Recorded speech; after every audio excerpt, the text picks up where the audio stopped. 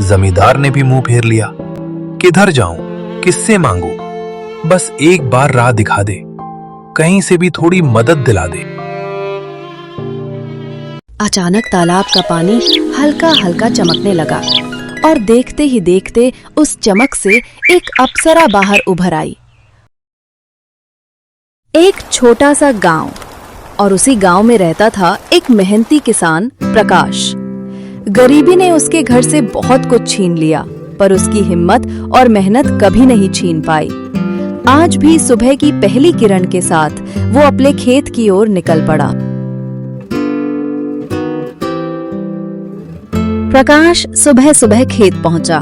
धूप अभी जमीन पर टिकी भी नहीं थी, लेकिन उसके हाथ पहले ही काम में जुट चुके थे। फावड़ा मिट्टी में जाता और हर वार में उसकी चुप्पी और दर्द दोनों दब जाते। तभी दूर पर एक धूल उड़ती, चाल वही पुरानी, और कुछ ही कदम में साफ हो गया वो पप्पू हैं। अरे प्रकाश, फिर जमीन में जान जोक रहा है। कुछ नहीं बदलने वाला यहां। लोग तरस भी खाते हैं तेरी हालत पर। पप्पू भैया, लोग क्या बोलते हैं, बोलने दो। मेरी रोजी तो इसी मिट्टी से है। मैं काम छोड़ दूंगा तो घर कैसे चलेगा? प्रकाश, तेरी बात तो ठीक है, पर हम सब जानते हैं इतनी मिट्टी खोदकर भी तेरे घर में फर्क नहीं पड़ने वाला। जिंदगी ने तुझे आसान रास्ता कभी दिया ही कब है? पप्पू भैया, आसान तो कुछ भी नहीं है, पर अगर मैं हाथ रोक दूं तो मुश्किलें और बड़ी हो जाएंगी। मेरी औकात बस मेहनत है और उसी पर भरोसा करता हूं। प्रकाश, तू जितनी भी मेहनत कर ले, दुनिया तो तेरी हालत देखकर ही बात बनाएगी। लोग कहते हैं किस्मत साथ ना दे तो आदमी जितना भी पसीना बहाए, हाथ में वही खालीपन आता है। पप्पू भैया, किस्मत की बात सब करते हैं, पर मैं जानता हूं मेरा घर, मेरी बीवी बच्ची, ये सब मेरी मेहनत से ही चलेंगे। मैं रुक गया तो इनका सहारा कौन बनेगा? प्रकाश की बात सुनकर पप्पू कुछ पल चुप रहा, चेहरा तिरछा किया और बिना कुछ बोले मुड़कर वापस चल दिया।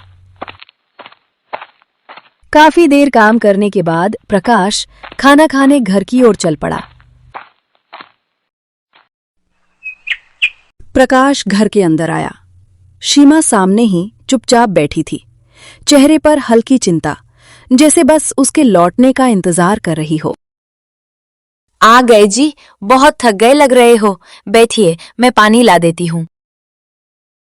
कुछ देर बाद सीमा ने चुप्पी तोड़ी। वो हल्की चिंता भरी आवाज में बोली, जी, खेत में तो अभी फसल उगने में समय लगेगा, लेकिन अपने घर की हालत देखिए। राशन भी बस थोड़ा ही बचा है। डर लगता है जी, पता नहीं अगले दिनों में कैसे चलेगा। जानता हूं जी, राशन कम है और फसल में भी अभी वक्त है, पर घबराना मत। जितना हो सकेगा मैं करूंगा। जब तक मेरे हाथ चल रहे हैं, तुम्हें और बिटिया को कमी नहीं होने दूंगा। जी, मैं शिकायत नहीं कर रही, बस इतना कह रही हूँ कि आप अकेले सब मत झेलिए। घर चल तो जाएगा, लेकिन आपकी हालत देखकर डर लगता है। थोड़ा अपना भी ख्याल रख लिया कीजिए। तुम फिक्र मत करो जी, मैं ठीक हूँ। थोड़ा थक जाता हूँ बस, पर हारता नहीं हूँ। घर की हालत सुधरेगी, धीरे धीरे ही सही। तुम बस साथ देती रहो, बस यही हिम्मत देता है। ठीक है जी, आप बस थोड़ा आराम कर लीजिए। मैं अभी खाना लगा देती हूँ, गरम गरम खा लेना। कुछ देर बाद सीमा खाना लगा देती है। प्रकाश बड़े चाव से खाना खाता है। बहुत अच्छा खाना बनाया था सीमा, खा के मजा ही आ गया। तभी बाहर से उसकी बेटी मुन्नी खेलते खेलते घर के अंदर आ जाती है। बाबा, मेरी सहेलियों ने नए कपड़े ले लिए, मुझे भी दिला दो ना बाबा। मुन्नी, अभी तो हालात थोड़े तंग हैं बेटा, पर तू चिंता मत कर, तेरे लिए नए कपड़े जरूर लाऊंगा। बस थोड़ा समय दे दे मुझे। घर की तंगी ऐसी थी कि प्रकाश अंदर से टूट गया।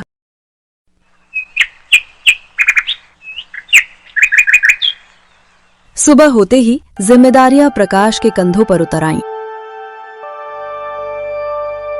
कड़ी मेहनत से खेत में काम करता था और जब भूख ज्यादा सताने लगती तभी घर की ओर चल पड़ता।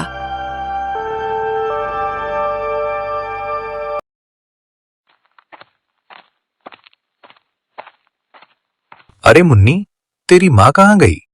और तू आज स्कूल क्यों नहीं गई बेटा? बाबा, माँ तो बगल वाली चंपा काकी के घर गई है। मैं तो आपका इंतजार कर रही थी। घर में तो राशन ही खत्म हो गया है, इसीलिए माँ चंपा काकी के यहाँ गई है। मुझे बहुत भूख लग रही है बाबा। अरे मेरी बच्ची, तू चिंता मत कर, मैं अभी बाहर से कुछ खाने को लेकर आता हूँ, बस थोड़ा सा इंतजार कर। इतना कहकर प्रकाश जल्दी जल्दी बाहर की ओर चल पड़ा।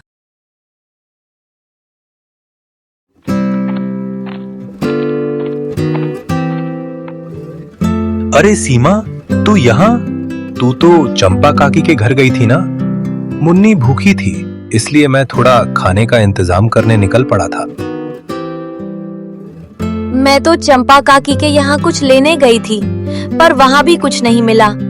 मुन्नी सुबह से भूखी बैठी है, बस उसी की चिंता में वापस आई हूँ। सीमा, तुम घर जाओ, मुन्नी अकेली है वहाँ। मैं ही बाहर से कुछ खाने का इंतजाम करके आता हूँ, तू बस उसके पास रहना। सीमा को घर भेजकर प्रकाश तेजी से आगे बढ़ गया। मन में सिर्फ एक ही सोच, कहीं से भी थोड़ा सा राशन लेकर ही घर लौटना है। साहब, मैं थोड़ा मदद मांगने आया हूँ। घर में राशन बिल्कुल खत्म हो गया है। मुन्नी ने सुबह से कुछ नहीं खाया। अगर थोड़े पैसे उधार दे देते तो बहुत सहारा मिल जाता। अरे प्रकाश, फिर से उधार? कितनी बार कहा है, हम कोई भंडारा नहीं चला रहे। तुम जैसे लोग बस लेने ही आते हो, लौटाने की नौबत कभी नहीं आती। मेरी मजबूरी समझिए, फसल तैयार हो जाए तब पहला पैसा आपको ही दूंगा। साहब, बस जरा से पैसे दे दीजिए अनाज के लिए। घर में दाना तक नहीं बचा, बच्ची भूखी है। तेरे को देने के लिए कुछ नहीं है मेरे पास, न पैसा बचा है न ही अनाज रखा है। बार बार मत आया कर ऐसी उम्मीद लेकर। और सुन, गांव में सबको पता है तेरी हालत क्या है। उधार देकर अपना ही नुकसान करवाऊं क्या? जितना है अपने घर संभाल। हमारे दरवाजे पर ज्यादा उम्मीद मत लेकर आया कर। जमींदार की कड़वी बातें सुनकर प्रकाश चुपचाप वहां से निकल पड़ा। कदम भारी थे, उम्मीद टूट रही थी, लेकिन घर में भूखी बेटी का ख्याल उसे फिर भी चलने पर मजबूर कर रहा था। चलते चलते प्रकाश कब रास्ता छोड़कर जंगल की तरफ मुड़ गया, उसे खुद पता नहीं चला। थककर प्रकाश एक तालाब के किनारे जाकर बैठ गया। पैर जवाब दे चुके थे और मन बोझ से भरा था। बस कुछ देर वहीं चुपचाप बैठा रहा। हे भगवान, अब क्या करूं? घर में दाना नहीं, मुन्नी भूखी, सीमा परेशान, जमींदार ने भी मुंह फेर लिया। किधर जाऊं, किससे मांगू? बस एक बार राह दिखा दे, कहीं से भी थोड़ी मदद दिला दे। अचानक तालाब का पानी हल्का हल्का चमकने लगा और देखते ही देखते उस चमक से एक अप्सरा बाहर उभर आई। प्रकाश घबराकर एकदम खड़ा हो गया। डर मत प्रकाश, मैं तेरी तकलीफ सुनकर ही सामने आई हूँ। तालाब ने तेरे दुख की पुकार महसूस की है। बताओ, क्या मदद चाहिए तुम्हें? अगर तू वाकई मेरी आवाज सुनकर आई है तो मेरी एक ही फरियाद है। मेरी बेटी सुबह से भूखी बैठी है, घर में कुछ भी नहीं बचा। मैंने हर दरवाजा खटखटा लिया पर कहीं सहारा नहीं मिला। बस इतना कर दे कि आज उसके मुंह में एक निवाला पहुंच जाए, और कुछ नहीं मांगता मैं। प्रकाश, तेरी सच्चाई और तेरी फिक्र ने मुझे यहाँ खींच लाया है। तेरी बेटी की भूख मैंने भी महसूस की है। डर मत, तेरी मेहनत और नेक दिल का फल अब तुझे मिलेगा। मैं तेरी मदद करूंगी, इतनी कि आने वाले दिनों में तेरे घर का चूल्हा बुझने नहीं दूंगी। प्रकाश, मैं तुम्हें ये कुछ सोने के सिक्के दे रही हूँ, क्योंकि तुम ईमानदार हो, मेहनती हो और दिल से सच्चे इंसान हो। इनका सही इस्तेमाल करना और इन्हें हमेशा अच्छे कामों में ही लगाना।